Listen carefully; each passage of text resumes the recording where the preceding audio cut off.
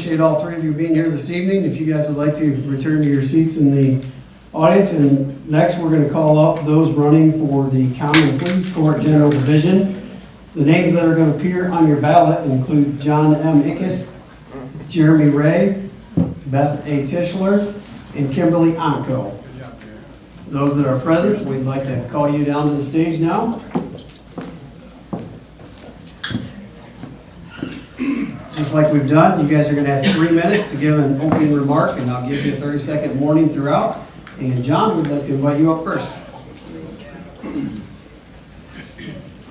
All right, first off, 2 weeks ago I had major dental work done. 4 teeth removed up front. I'm talking funny and I apologize, but bear with me, all right?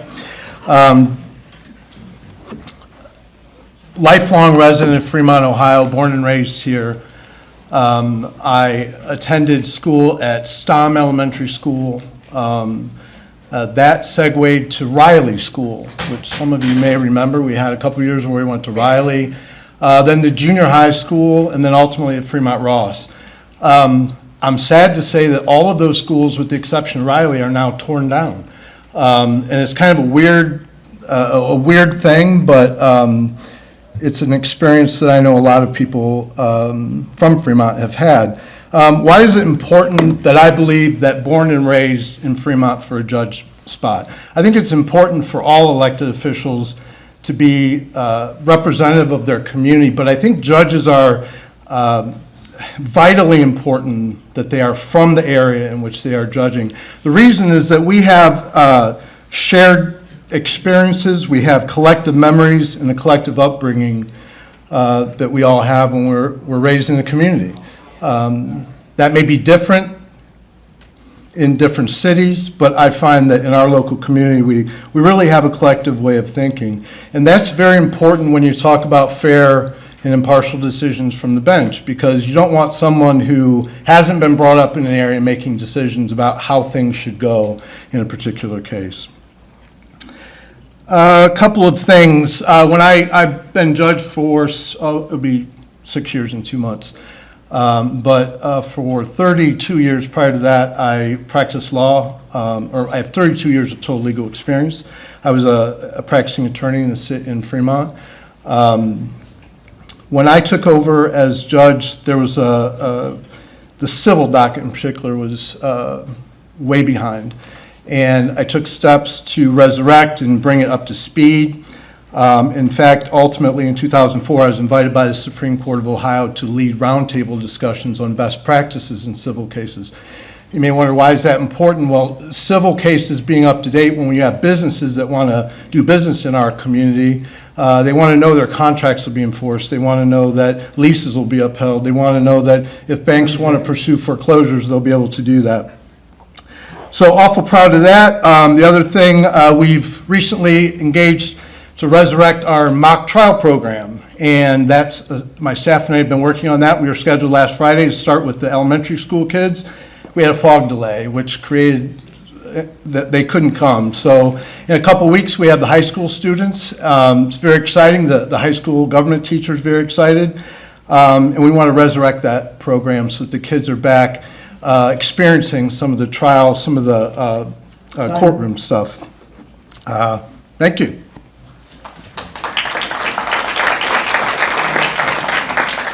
Beth?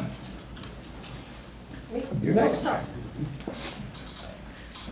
I was enjoying how much cooler it is down here than up there. Good evening. Thank you first to the Chamber of Commerce for having us this evening and giving us an opportunity to address those of you present as well as those at home who are trying to make an informed decision. I started writing a speech for tonight knowing that we had 3 minutes and that it's really important to not either go long or go short, but to be just spot on. And I wrote it, I rewrote it, and then I thought, oh, my staff would be so mad at me if I took the time to write a speech for this, yet I don't tend to sit and write out what I want to say in a jury trial or other court proceedings. I tend to do better on the fly, looking at the room.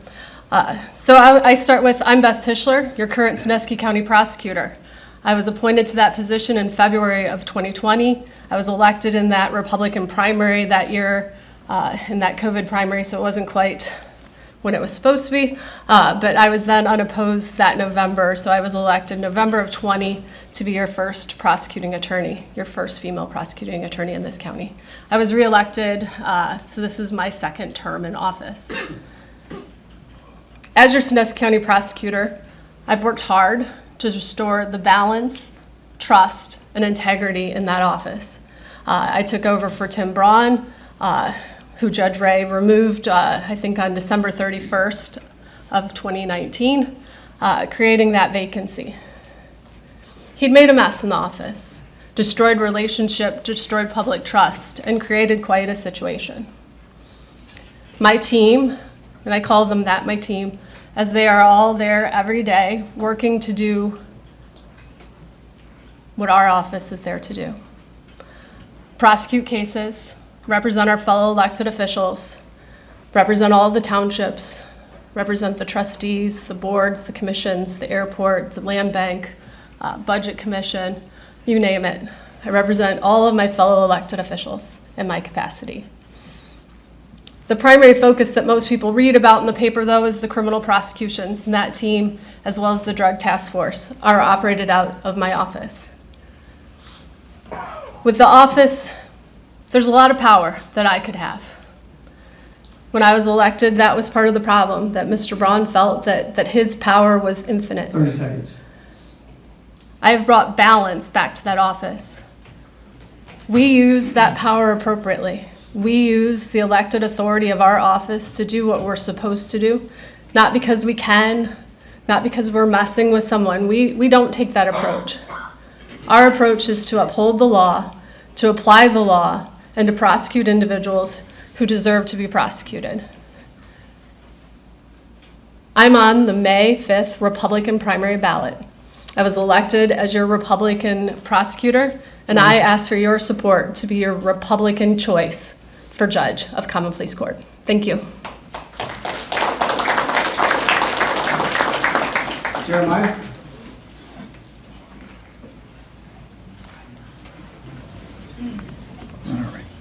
Well, good evening, everyone. I appreciate the Chamber for putting this event together this evening. I am Jeremiah Ray, and I currently serve as one of your Common Pleas Court judges. At its core, this job is a lot less about what people say on a stage like this, and much more about what happens when you're sitting alone at your desk with a case file in front of you, which would require you to carefully study with sound judgment. And that's where the real work happens. You read the facts, you study the law, and you make the decisions that affect real people. Victims, families, defendants, and children.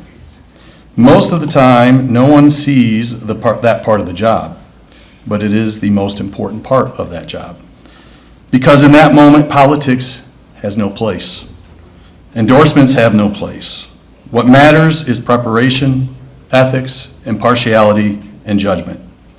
Over the last several weeks, I've spent a lot of time talking with people across this county by phone and by personally speaking with them and at community events. And I keep hearing some version of the same question. Judge, what actually matters in this job? And I always come up with the same simple answer. Does the person do the work? Do they come prepared? And do they take the time to get it right?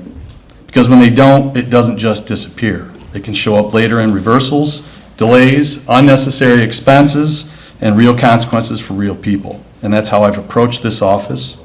I come prepared, I review the record thoroughly, I take the responsibility seriously. Because when you strip everything else away, this job is about the decisions you make and the judgment behind them. The people who enter that courtroom are not thinking about politics, they're thinking about whether the process is fair and the decision is right. They deserve someone steady, fair, experienced, and committed to getting it right. This is what I work to do every single day, and I would be honored to earn your support to continue doing that work. Thank you.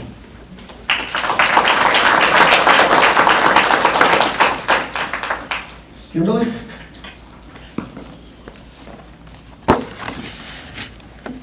Good evening, and thank you for being here this evening.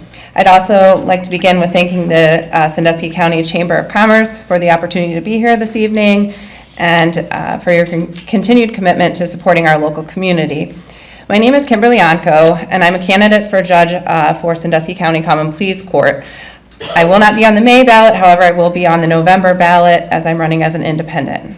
By way of background, I grew up in Oak Harbor, just a short drive from here. Like many people in our community, I was raised with the values of hard work, accountability, and service to others.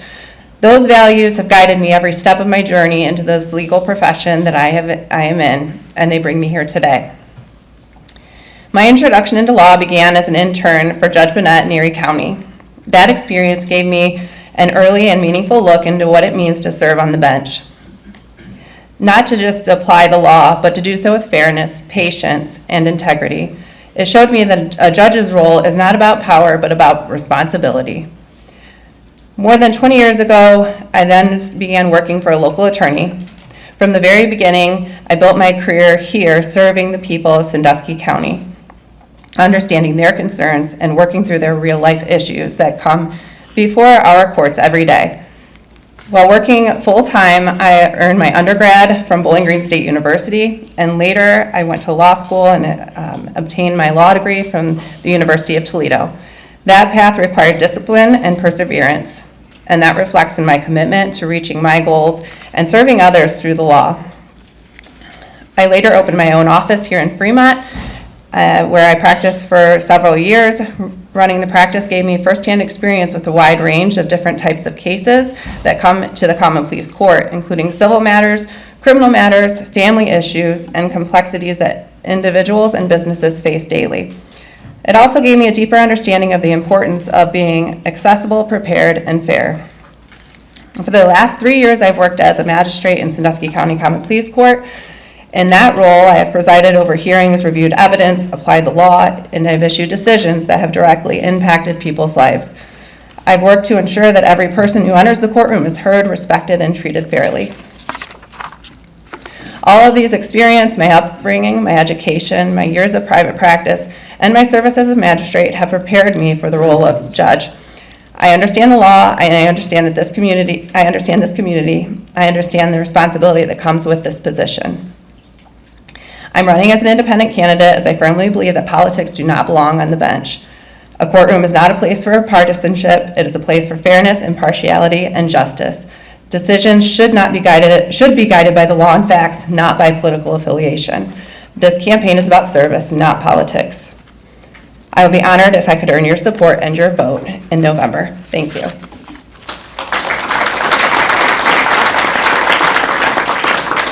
Okay, we'll now come back up in the same order, and you'll have 2 minutes to respond to the question that the committee's going to ask. John? John, how can the court work effectively with local agencies, law enforcement, community organizations, while also maintaining judicial independence? Good question. In my opinion, it is vitally important that those relationships are very tight. You can do it and have a good relationship with those organizations and entities without being biased. For example, with our local drug task force that was established a number of years ago, but they come to myself and, of course, Judge Ray quite frequently for search warrants. Does that require a closer special relationship? No, it requires us to be independent when we look at what they're trying to present to us. But on the other hand, for them to feel comfortable to come to me and to be able to bring things in their search warrant, that's important. You know, they need to have that rapport. As far as some of the other independent agencies, I mean, we work closely with, we have one that's a county agency, TASC, for example, that does a lot of work that correlates or dovetails with what we do in the court. And, you know, I think those relationships are very important. And the ability to, or the way to maintain those are communication, inviting them in and being involved in decisions that are being made day to day for our administration in our court. Thank you.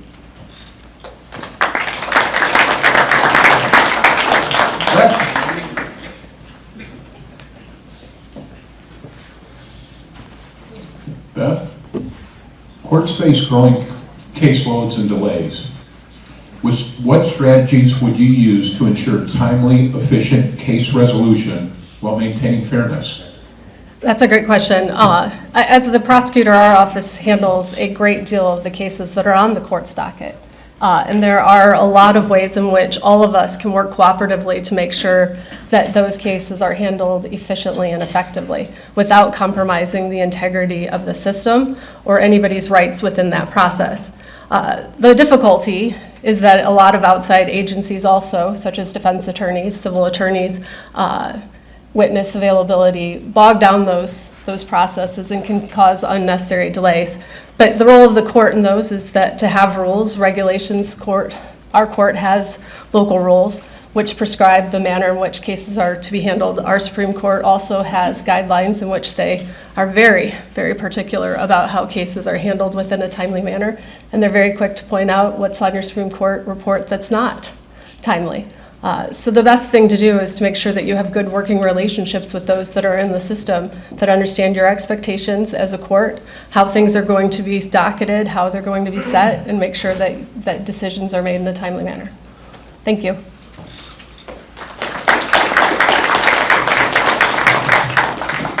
Jeremiah?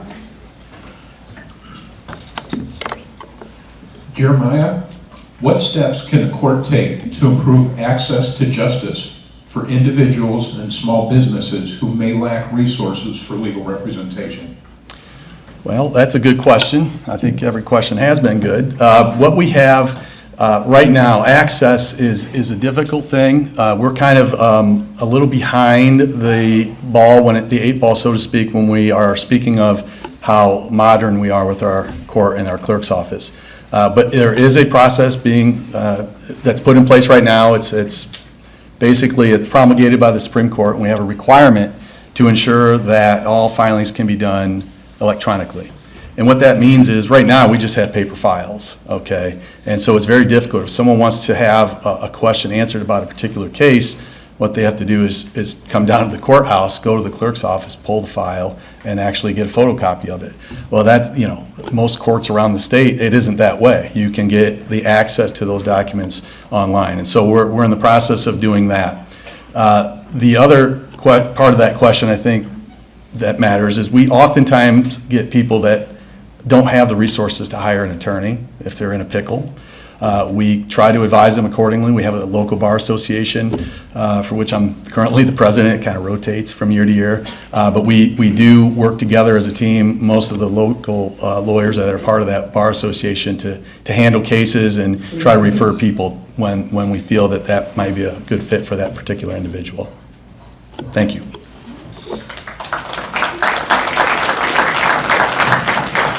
Kimberly? Kimberly, how would you describe your judicial philosophy, and how will it guide your decision-making on the bench? Well, I think first and foremost, every case has its individual characteristics and factors, facts that will matter in making a determination, and those need to be thought of carefully along with knowing the law. Part of that philosophy is being prepared every day when you come into the office, knowing what your docket is, knowing what those cases will be in front of you. Everyone that comes into the courthouse deserves to be treated kindly and respected. Certainly, it's an adversarial proceeding. They're not all going to be friends. There's going to be moments where people aren't getting along, and ultimately we're made to referee. In fact, magistrate used to be referred to as a referee before they changed the name to magistrate. So oftentimes that is the job of the judicial officer, and I believe that I have been practicing what I believe in that philosophy daily for the last almost 3 years, and I guess it'll be 1 month and it'll actually be fully 3 years that I've been there. Thank you.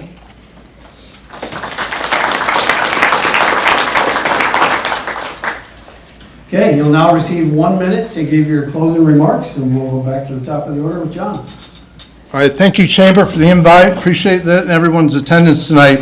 I want to finish with talking about what happened. We had today a jury trial. For my staff and I, that's what we call game day. And why is it game day? Because we invite the public to come in and participate in our process. It can be a little bit stressful, it can be a little bit tension-filled, and of course it involves the rights of a person that's on trial, and our job, my job, is to make sure there's a fair trial. At the end of today, we actually finished the trial in one day. It's a little bit unusual, but we finished the trial, and at the end, I spoke with the jurors. The first thing that the jurors talked about was they wanted to commend me and my staff on how they were treated with respect, and they felt that the process went as smoothly as possible. I mean, nobody wants to do jury duty, right? But these folks were telling me that they appreciated me and my staff. And I'm not making it about me, it's my staff. And a bunch of kudos to my staff. So John Ickes, asking for re-election in the fall. Thank you.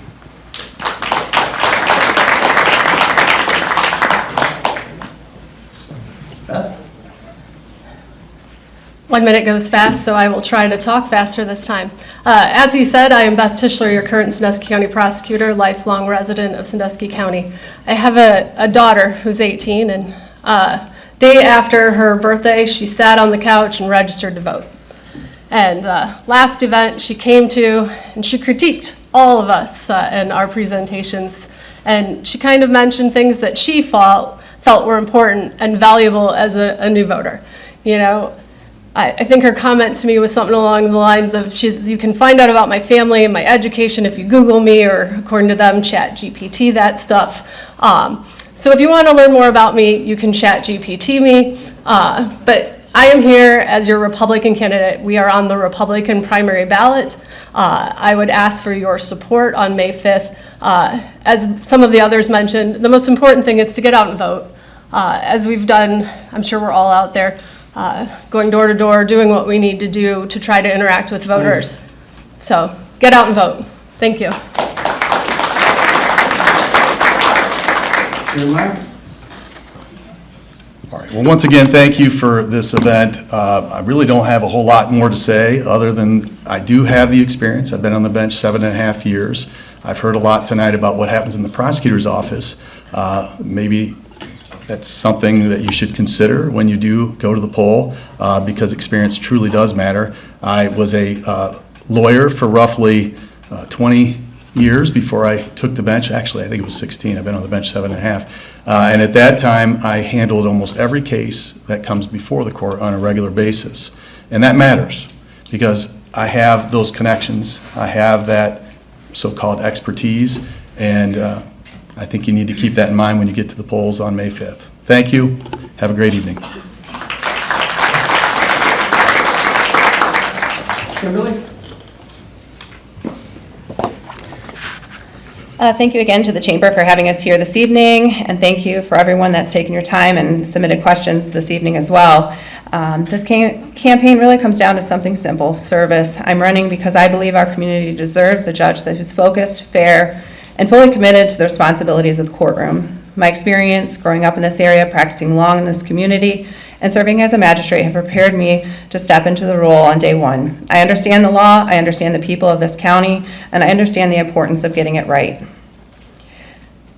And as an independent candidate, I will approach every case the same way, with fairness, integrity, and respect for the law, free from political influence. This campaign, again, is about service, not politics.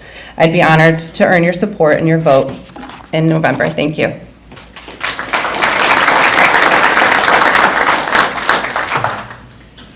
We appreciate all of you attending tonight. You guys can feel free to find your way back to your seats. And at this time, we're going to move to our next race, which is for the